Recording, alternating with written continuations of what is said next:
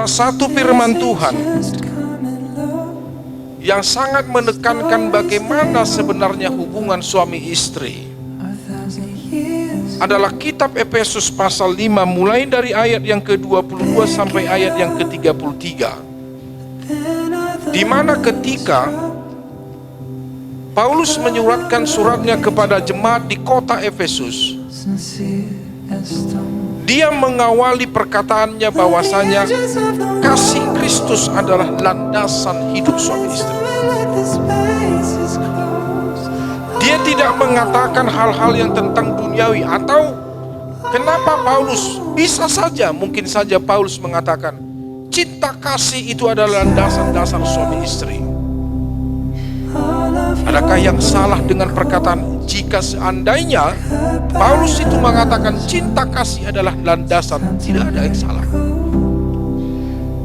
Tetapi Paulus itu lebih menekankan apa sebenarnya dasar yang dipakai seorang suami dan seorang istri yang berbeda latar belakang, berbeda pikiran, berbeda pola pikiran, berbeda keluarga, berbeda tujuan dan visi misi, yang dipersatukan oleh Allah, yang tidak akan bisa dipisahkan oleh manusia sekalipun dengan alasan apapun kecuali oleh kematian.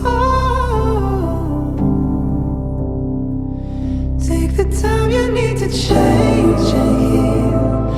Let me show you you were made to feel.